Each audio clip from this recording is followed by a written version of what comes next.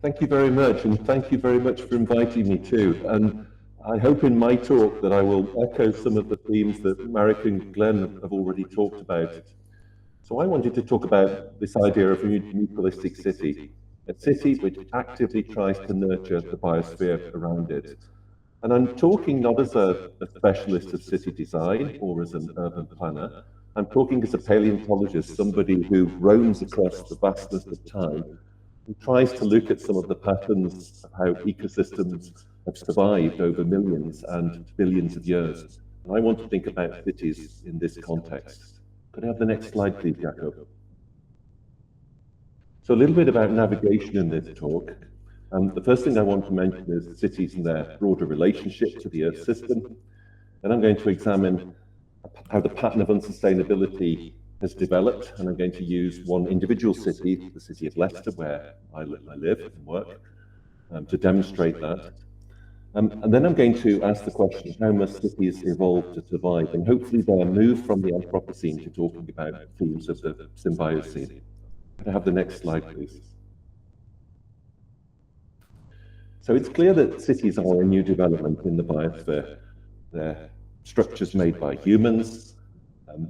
Humans are one species amongst many millions within the biosphere. And in many ways, cities resemble structures that we find developed by other species or groups of species. We could think of coral reefs, for example, as other massive structures that have been made by different species. Or we could think of termite nests or anthills. But of course, the scale of human cities is much greater. It's orders of magnitude greater across our planet. And also they're perhaps orders of magnitude greater in terms of their complexity.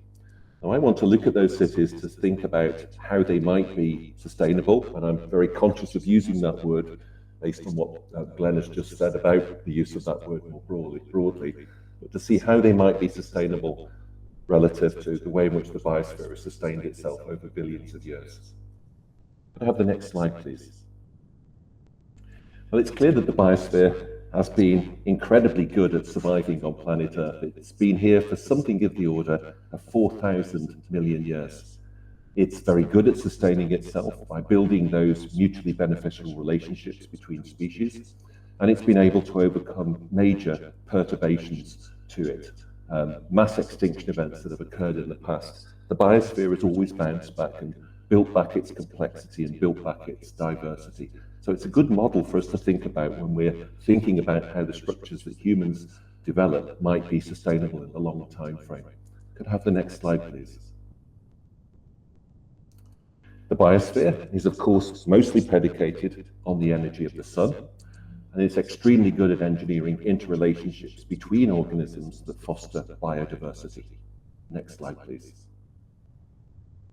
The biosphere is one component of this broader Earth system, and the biosphere has worked with those other components, the atmosphere, the lithosphere, and the hydrosphere, to develop a habitable space on our planet. And that habitable space has been there for billions of years. Could I have the next slide, please? But we could also think of cities as not only a component of the biosphere, but also as engines of the technosphere. I'm using the technosphere here in the sense of Peter Haff, my former colleague at Duke University in the USA, as an autonomous global system comprising you and me, all of our technologies and structures, our social systems, etc. It's a sphere of the Earth that is growing. It is becoming more complex. One could think of it as an emergent system increasing in its complexity, and it's not directly under our control. Have the next slide, please. The physical technosphere is already huge. This is a slide that my friend Jan Zalazevich put together a few years back just to try to synthesize that. And at that stage, we estimated the technosphere to be about 30 trillion tons. That is its equivalent mass, or indeed perhaps greater mass now, than the entire mass of the living biosphere. So this is clearly a major entity at the surface of our planet. Have the next slide, please. Now, unlike the other components of the Earth system, the hydrosphere, atmosphere, biosphere, and geosphere, which have been co-evolving together for billions of years, the technosphere is very new. And it's certainly very new in terms of the rate at which it is now changing the planet. It's also extremely poor at recycling and therefore not good at sustaining itself over long time frames. It's not good at preserving that habitable space at the surface of our planet. Have the next slide, please. Now, I want to think about cities as major engines of the technosphere because something of the order of half of all humans live in urban areas. Most human consumption takes place in those urban areas, and indeed, most pollution is also produced in those urban areas. And so if we are to coexist in a sustainable way with other species, much of the solution to that sustainability must lie in how we configure our cities. Can I have the next slide, please? We just think about water, for example. Large cities alone move something of the order of 184 cubic kilometers of water per year, over some 27,000 kilometers, drawing this from 2/5 of the global land surface. Of course, the huge embedded energy there is to actually do that distribution. And that's part of a much wider pattern of excessive consumption within the Anthropocene. Can I have the next slide, please? Which I think is very neatly summarized in the great acceleration graphs of my former colleague in the Anthropocene Working Group, Leicester. It is these changes that are fueling a voracious and accelerating appetite for Earth's materials, and again, beautifully depicted in these graphs. It's somewhat depressing. Have the next slide, please. Of course, I want to emphasize that those patterns of consumption are very unequal. Again, Marek and Glenn have talked about this. Some of humanity, some of us humans are consuming a great deal. Many humans, of course, are consuming very little and are very, very marginal contributors to these major patterns of change. Have the next slide, please. Nevertheless, the overall patterns of human interactions with the Earth system are unsustainable. I think that's beautifully synthesized in this artwork of the artist Adam Neiman. Here, Adam Neiman has gathered up the Earth's surface water and the atmosphere into these balls. And you see just how finite are the resources that preserve all life on planet Earth. Have the next slide, please. And so I think it's fair to characterize the relationship between the hyper-consuming components of humanity and the rest of the Earth system as one of a parasite on its host, with unknown consequences for the host, but likely not very good ones if we continue with the same patterns of consumption. And have the next slide, please. And could you just click to start the animation, please? I want to show how this might be visible in a single city. Oh dear, it's gone sideways. Don't quite know why that's happened, but there you go. Hope that doesn't happen with the other animations. This is using the example of Leicester in the UK. This is a small city. It's a city which has been there for a couple of thousands of years. It's a city where my home university is. For much of its existence, it was a small city of just a few thousand inhabitants. And then you can see from the beginning of the 19th century that it starts to grow very, very rapidly as a result of the Industrial Revolution. Indeed, it grew from a few thousand inhabitants to its present population of just under 370,000 people. How is a city like Leicester impacted on the broader Earth system around it? Could I have the next slide, please? Oops. Yep, that's great. Thank you very much. We should start by thinking about what Leicester was like before the city was there. The area of the English Midlands where Leicester sits was a Celtic broadleaf biome, richly diverse ecosystem of oak and ash, of hawthorn and blackthorn, of lynx and wolf and bear. This was the ecosystem, the biome, into which Leicester would become embedded. Could I have the next slide, please? So Leicester is an old city of a couple of thousand years, but even by the medieval period, it was still a small city of just a few thousand. But you can see in this artist's depiction of medieval Leicester that already the landscape around the city is very, very changed from that Celtic broadleaf biome. The landscape has been modified, it's been deforested, and it's been converted to agriculture. Much of that agriculture is for subsistence, but some of the materials that have been produced are being consumed within the hierarchy that is emerging within the city. Nevertheless, at this stage, Leicester is largely embedded within its own landscape. It is not consuming on a global scale. Could I have the next slide, please? And could you just start the animation? And hopefully this one will stay horizontal. Great, that's good. By the 19th century, the city, of course, became connected to a more global system. A canal system was born. and then the railways that connected that, then ultimately the road system. From the 19th century, Leicester became a major consumer of goods, being transported from all over the world. Can I have the next slide, please? Now, I worked out the current primary energy consumption of Leicester as a city in the 21st century, and it's about 75 gigawatt hours per year per kilometre squared. I find that a very abstract figure. I can't really visualize what 75 gigawatt hours per year is per kilometre squared, but it's a lot. And it's an order of magnitude greater than what is available to the natural biome in this environment. If we could go to the next slide, please. You can measure, of course, the incoming solar radiation onto our planet, wherever you may be. And for Leicester, that's about 1 gigawatt hour per year per kilometre squared. So the natural biome in this area, that Celtic broadleaf biome, if you could stay there, please, thank you. That Celtic broadleaf biome is basically using around about 1 gigawatt hour per year per kilometre squared. Now you can see that basically the city is using vastly more than that. It is consuming at rates which are not sustainable within its local environment. Could I have the next slide, please? You could do this for any city on planet Earth. You could do it for London, for example, and you see there that it's even more voracious in its appetite, something of the order of 89 gigawatt hours per year per kilometre squared, at levels of consumption that far exceed what is actually available to the natural biome in this area. Could I have the next slide, please? I tried to think of an idea that would conceptualize these changes in cities, particularly from the 19th through to the 21st century. And the best metaphor I could think of was to think of cities as black holes. We could think of the way in which massive objects distort space-time. Our own star, the sun, for example, distorts space-time, it bends it, and a more massive neutron star would obviously punch a bigger hole in the space-time system. Black hole, of course, is so massive that it literally punches a hole in the fabric of space-time. Well, we could think of cities in the same way. If you could press forward, please. From the 19th through to the 21st century, cities have become so massive, if you could go back, please. Sorry. Cities have become so massive that they are literally punching a hole in the fabric of the Earth system that supports us.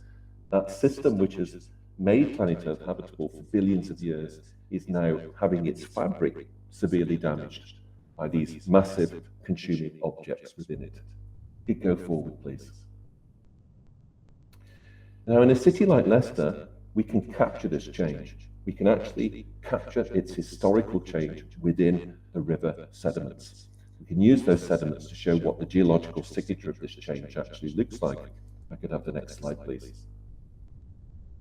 Here are a couple of my PhD students, Amy Risdale and Molly Disorga, actually coring the river sediments. And you can see on the left that they've pulled up a core of about 50 centimetres of sediment.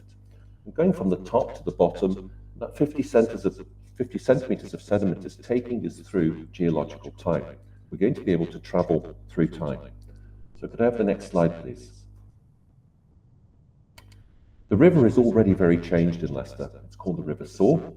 And if you walk along its riverbanks, you can see within the river Asian clams, and swimming in the river Canada ducks, Canada geese, and also terrapins. Lots and lots of non-native species living in the river. Some are living in a beneficial way, others are degrading the ecosystem. Have the next slide, please. A few tens of centimetres below the surface in our sediment core, you'll be able to detect a radioactive spike of cesium. That will indicate to us the atom bomb tests of the mid-20th century, the destructive capacities of humans. Have the next slide, please. As we go a little bit deeper in the core, we'll start to find the telltale paleontological signatures of the arrival of non-native species, because they leave their signatures in the sediments for me to find as a paleontologist. So in the 1940s, we can begin to find the spread of Himalayan balsam along the riverbanks of the River Soar. Have the next slide, please. Still deeper in that core, go back a few more tens of centimetres, and we start to find the first evidence of pollution, of trace metals like cadmium and nickel and zinc and things that are occurring within the river that indicate industrialization and industrial pollution. Could I have the next slide, please? Well, I can take those signals in the river core and I can link them much more clearly to patterns of change which occur globally. This is a nice figure produced by Colin Waters for a paper we published a few years back, just summarizing some of those big changes in the Earth system.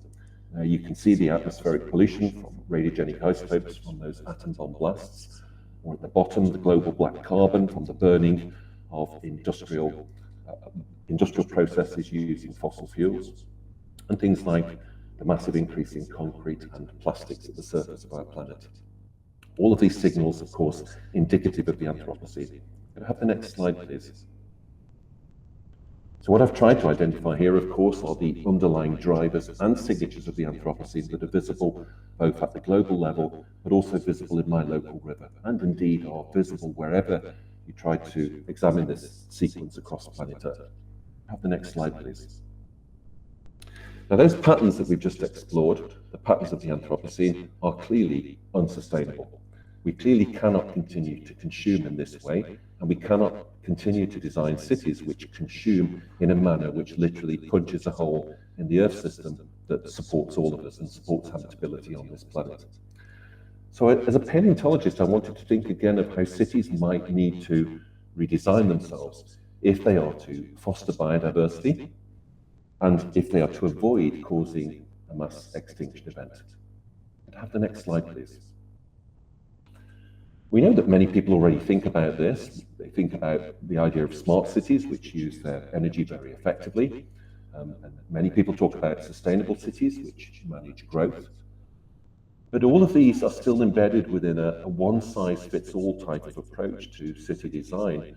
And I use the two cities of London and Ho Chi Minh City that you can see at the bottom there as a really good example of this. They're very much 21st century cities. They look like sisters. In fact, you could almost ask which one is London and which one is Ho Chi Minh City. Made from the same materials, they're traded globally, of course. And yet they sit in completely different biomes. London is sitting in a beach woodland biome. Ho Chi Minh City in a tropical broadleaf biome. And the cities seem to have forgotten this. They seem to have ignored the very fact of the ecosystems in which they are embedded. But this one-size-fits-all approach isn't workable going forward. Could I have the next slide, please? In our smart city, for example, we might deem that we will replace one form of consumption with another. We might replace all of the petrol or diesel cars with electric cars. And that, of course, may be very beneficial to the local environment in the short time, but it will not be good to the global systems in the long time, because it is still replacing one form of consumption with another. Instead, of course, we should be thinking of how we reduce patterns of consumption, thinking perhaps of how we might design an integrated transport system for a city where we can move people around that city very easily without fostering massive individual consumption. Could I have the next slide, please? And the next one, please. Well, this is another really nice depiction of trying to regreen a street within the centre of London. It's a beautiful thing to watch. It's definitely bringing biodiversity back into the city. It's making the streets look much greener. I think it would probably improve the well-being of the people living within that city also. And as nice as it is, and as thoughtful as it is, it doesn't unfortunately solve the problem of the patterns of overconsumption that we have. Have the next slide, please. Instead, of course, what we need, and what Marek and Glenn have already been very much evoking, is a wholly changed mindset. We need a mindset that invokes a truly sustainable relationship with the world around us, and that also thinks about the local environment. Could I have the next slide, please? It is a change mindset that takes its lead from the biosphere. And for me as a paleontologist, looking at the diversity of life over millions and hundreds of millions of years, that really does mean a wholesale rethink of the way in which we interact with the world around us. Could I have the next slide, please? We need to think about the way in which cities interact with their water. At present, they pump the water in, and then they pump the water with the waste out, all of which involves a lot of embedded energy. Instead, really, cities should be operating in a way that is consistent with their natural biome, with the water that arrives in that biome, the utilization of the water, and of the recycling of that water. I want to use just one really good symbol of this to think of the city of Las Vegas in the 20th and 21st centuries. It grew very quickly to have a population of some 3 million. It sits in the Mojave Desert in the western United States, and it utilizes water behind the giant Hoover Dam from Lake Mead. That's been okay for several decades, but it's not okay now. As the climate is changing and as the water supply is diminishing, the city now, instead of adapting the landscape to itself, the city must adapt to its landscape. And of course, this is the way that cities must be designed. They must be designed to be consistent with the natural world around them. Could I have the next slide, please? We need to think about life in the city. When I was thinking about putting this talk together, I was looking out across the university buildings where I work at the University of Leicester, and I could not see life being really very productive in those environments. In fact, the buildings seem to be shutting out nature. And yet, if we think about large structures in a natural biome, in the Celtic broadleaf biome of the Leicestershire landscape, for example, a large structure like an oak tree would be supporting perhaps 1,000 or 2,000 species. So our cities and their structures need to be designed in a way which is consistent with supporting the biome around them. Could I have the next slide, please? I rather like this depiction of the way that Nairobi could connect itself. Nairobi in Kenya could reconnect itself with its hinterland, bringing nature, bringing the natural world back into the city, reconnecting people with the natural rhythms of the landscape, so that we relearn to understand when particular crops and particular fruits and vegetables are growing, and we learn to consume in a responsible manner that reflects when those materials are available to us. This is a lovely idea of restoring pastoral pathways between the hinterland of Nairobi and the city itself, of reconnecting the people with their landscape. Can I have the next slide, please? Glenn has already talked about this at some length, but of course we need buildings to be constructed of materials that can decay and be recycled, or indeed that can self-repair themselves. Those technologies are being developed now. Can I have the next slide, please? And of course, fundamentally, our cities and indeed our interactions with the broader Earth system have to be predicated on fully sustainable resources. This is a map simply showing the amount of solar radiation falling on the surface of our planet, and the energy resources available from the sun are vast. If we could just lower our patterns of consumption and also use these sustainable sources of energy in a sensible way, we would have no problems with the way in which energy is utilized on our planet. Have the next slide, please. So I wanted to just bring this back to what my own city has done. And again, it's in no way a panacea. It has real problems. It has problems of poverty, of inequality, of pollution. It has problems of pollution in the river itself that you can see in front of you. This is the River Soar that I talked about a little bit earlier that we've been coring. But the city has really tried to behave in a much more mutually beneficial way with the world around it. Could I go forward, please? Next slide, please. This will probably show as an animation, I'm afraid, but we go to the next slide. I just want to remind you that Leicester sits within that Celtic broadleaf biome of oak and ash, and of willow, of wolf and lynx and bear. Have the next slide, please. So the city has tried to reconnect itself. Could you just press so that the animation works, please? That's great, thank you. So this is the River Soar running through the centre of Leicester, and you can see that the city and the county council have tried to reconnect the city to its natural biome, a little bit like the way in which Nairobi was thinking of reconnecting itself to its hinterland. And it's also tried to replicate the natural cycles of a woodland. You can see at the end of this video that it's replaying, that there was a fallen tree there. And the tree that was dead has been felled by the city council, and now the tree is being recycled. It's a biodiverse place for invertebrates and indeed for fungi. It's trying to restore the natural systems of the biome into the city. I could have the next slide, please. Again, this is an animation, if you can play. That's great, thank you. Reintegrating humans with nature we really have tried to shut out nature and divorce ourselves from it. And cities are places where this is happening. Here you can see along the river that the natural landscape is trying to recover. And here you have a factory embedded within that landscape. So it's actually trying to enable humans, people, to live within their natural biome in a much more synergistic and symbiotic manner. Could I have the next slide, please? Well, indeed, Leicester is an industrial city, and along the margins of the river, there are many old industrial buildings, some of them now decaying. I think these are rather wonderful structures. They've been reclaimed, you can see, by the graffiti artists, but they've also been reclaimed by nature. And gradually, as nature recaptures these buildings as they decay, become more derelict, the biodiversity of those buildings is increasing dramatically. What a wonderful thing it would be if within our cities we could simply set aside places where the buildings do decay and are recaptured by the natural world to become centres of diversity.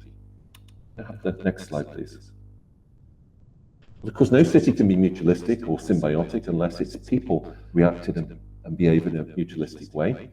Leicester is not a panacea. It has many problems of pollution.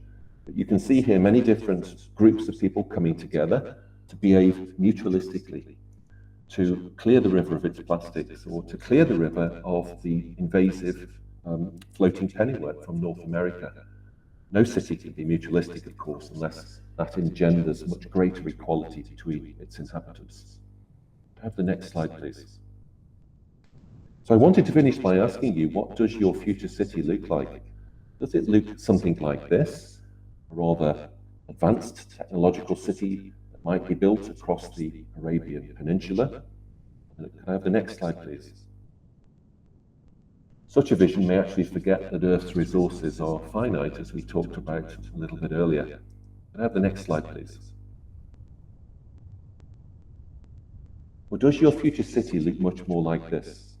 In fact, is your future city almost impossible to differentiate from the natural biome? A city which is now integrated into its biome, that enables life, and that builds structures and makes structures and actually enable life to thrive around it. A good place not just for other species, but also for all of the humans that are living in this city too. Could I have the final slide, please? So I wanted to finish by saying that there are two likely outcomes for the near future. From a geologist's perspective, it may be that human changes to the Earth system are short-lived and unsustainable and are marked with an Anthropocene mass extinction. That's something that I, as a paleontologist, could find in the geological record very easily. I already find some patterns of that, but of course it's not something that I want to find. Could you make the final, just press again, please? Much better would be if we could evoke the kind of changes that Marek and Glenn have been talking about, and the kind of changes that a city like Leicester is trying to make. One in which we develop a mutually beneficial relationship between the Earth system and its human technosphere component, one that enables the technosphere to become a component of the Earth system that is beneficial to the other components. It is that system which would welcome in the symbiocene, and it is the symbiocene as a paleontologist that I would like to find in the geological record. Thank you very much for listening.